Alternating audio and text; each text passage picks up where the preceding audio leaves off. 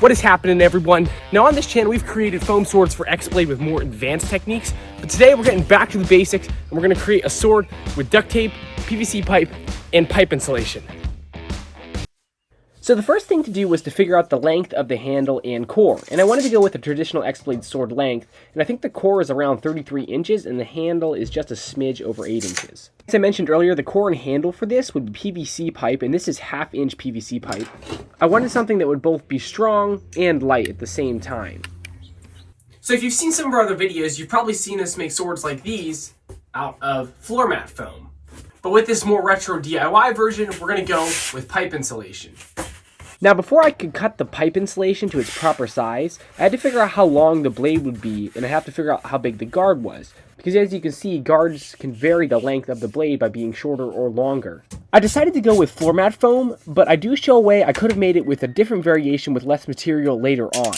After using a template to get the rough size and shape, I trace out a different design and then cut it out.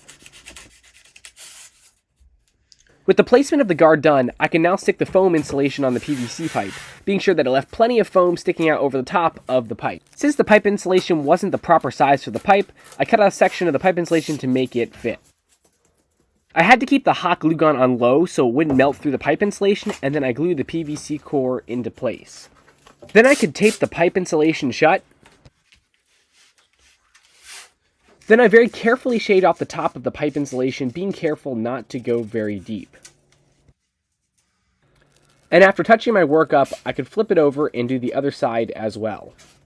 Then I took another piece of pipe insulation and chopped it in half. And then I took one of those halves and I stuck it onto the now corded piece of pipe insulation. Then I could run the razor along this extra glued on piece on the top and shave off the excess.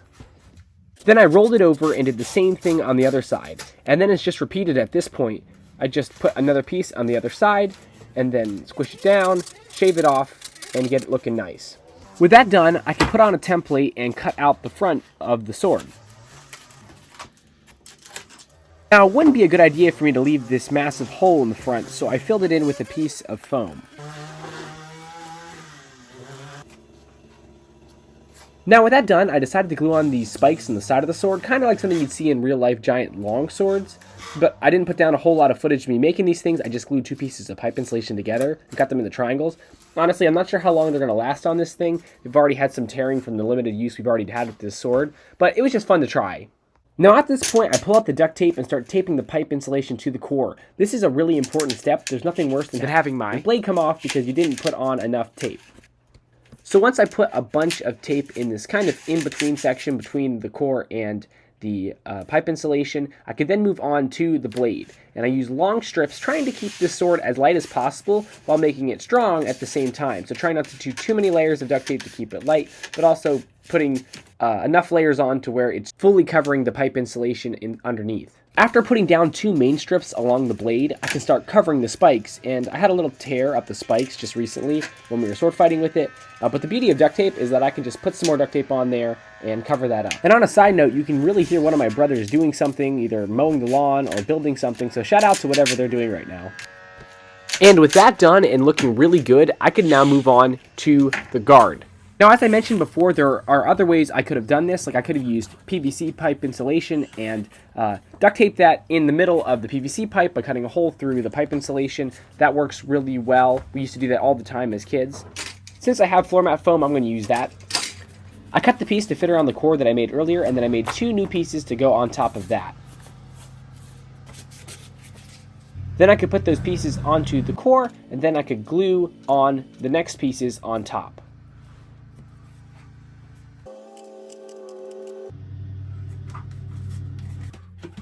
I could then use duct tape to try to seamlessly connect the guard to the blade.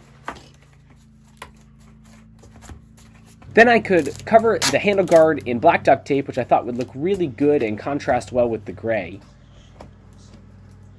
And for a pommel, I decided to cut out a piece of pipe insulation, and since it's circular, I could glue that on the underneath. After taping that up, I could put that on the bottom and then duct tape that into place. And I think it turned out okay. I don't know if I loved it, but it was kind of cool looking. Now for the handle of this thing, I put some pieces of pipe insulation, some thin pieces along the side, and then I could use some electrical tape and tape it really tight and wrap the whole way down the handle. And after that, the last thing to do was to cut the X-Blade logo out of some duct tape. I learned something really cool. If you take duct tape and stick it onto wax paper, that keeps it from being as hard to cut with scissors, which I think is really cool. By the way, if you use scissors in general, duct tape will probably gunk up your sword blade, or your scissors, so just be aware of that. And with that, it was done.